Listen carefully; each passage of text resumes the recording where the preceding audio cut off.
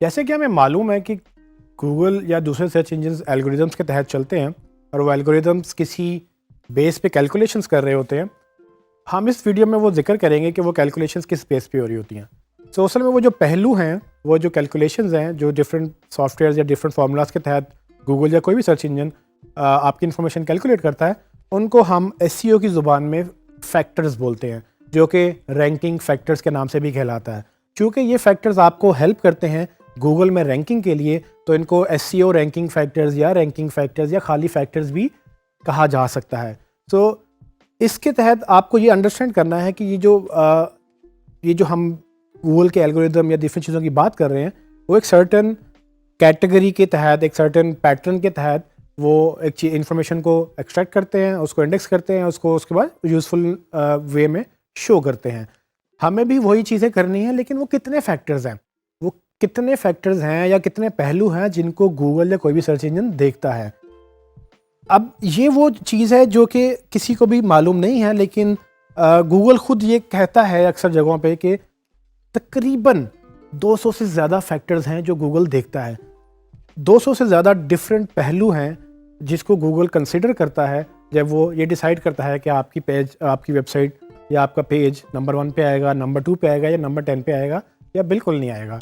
लेकिन अक्सर जगहों पर ये भी रेफरेंस मिलता है कि गूगल तकरीबन 10,000 से ज़्यादा पहलू देखता है किसी भी इंफॉर्मेशन को जज करते हुए, क्रॉल करते हुए, उसके बाद उसको इंडेक्स करके शो करते हुए। ये वो पहलू हैं जिसको हमें as an SEO, as a marketer या सर्च इंजन ऑप्टिमाइजेशन प्रोफेशनल हमें अंडरस्टैंड करना है कि कितने ये पहलू हैं और ये किस तरह से ये काम करते हैं। आपको ये मैं बताता चलूँ कि ये जो पहलू हैं बेसिकली ये कोई भी सर्च इंजन पब्लिकली इंफॉर्मेशन नहीं देगा। क्यों?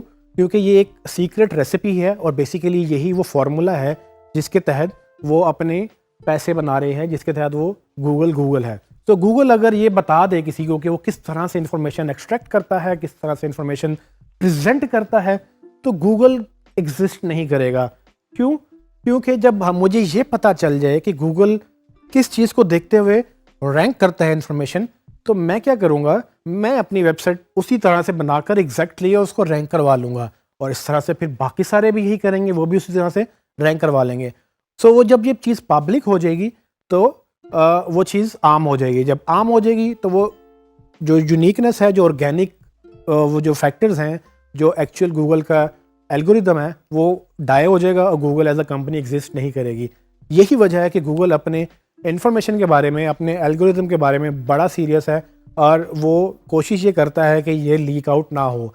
लेकिन चूँकि इंडस्ट्री बहुत बड़ी है, बहुत लोग एक्सपेरिमेंट्स करते हैं, बहुत लोग इसको टेस्ट करते हैं, तो बहुत लोगों का ये मानना है कि वो 200 प्लस फैक्टर्स जो हैं वो काफ़ी लोगों को क्लियर हैं।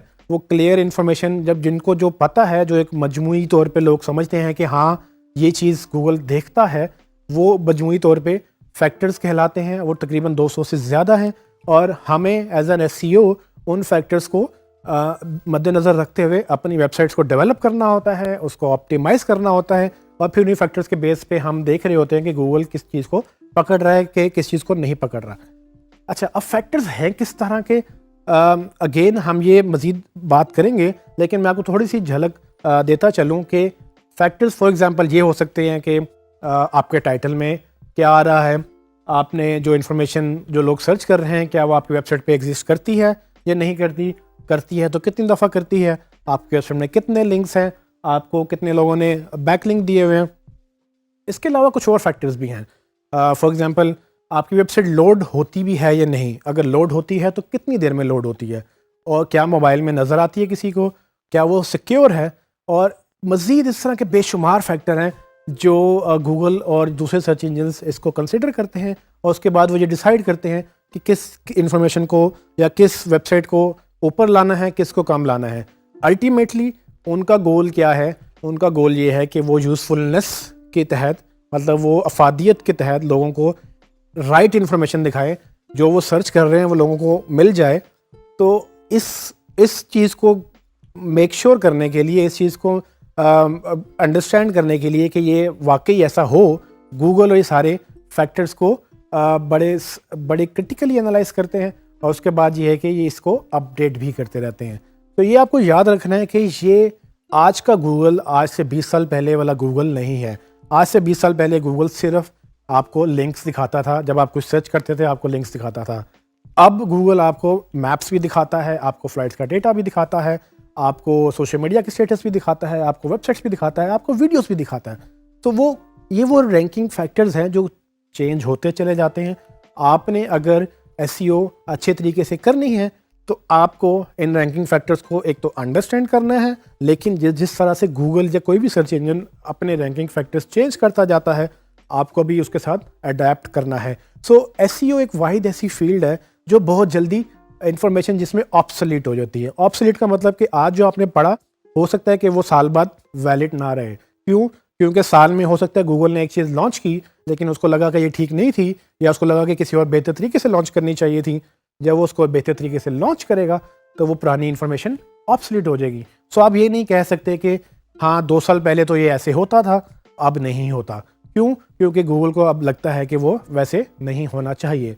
तो जिस तरह से गूगल एडवांस करता है उस तरह से हम भी एडवांस करते हैं।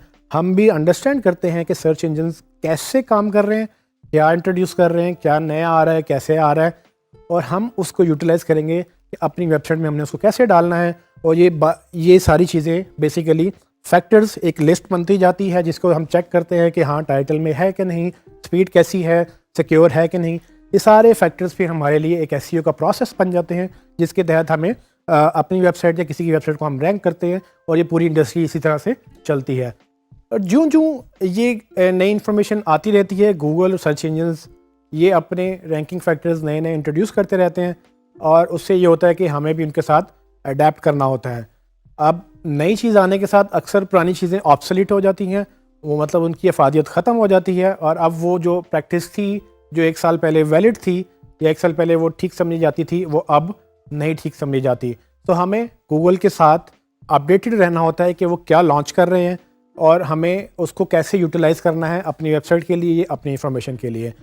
और ये चीज़ें वक्त के साथ साथ बदलती रहती हैं, और चूँकि ये एवोल्यूशन का प्रोसेस है, ये जितना ज़्यादा तेज़ होता जाएगा हमें भी उतना ज़्यादा तेज़ होना है। अगर हम इस चीज़ को मिस करेंगे तो हम अल्टीमेटली अच्छे एसईओ नहीं रहेंगे। क्यों? क्योंकि हमारी इन्फॉर्मेशन अब वो इफ़ेक्टिव नहीं रहेगी। हम जो काम करेंगे वो गूगल चूँकि उसको इग्नोर करता रहेगा, वो गूगल के मुताबिक अगर हम नहीं करेंगे तो हमारी अल्टीमेट जो ओवरऑल परफॉर्मेंस है एसईओ की वो गिर जाएगी।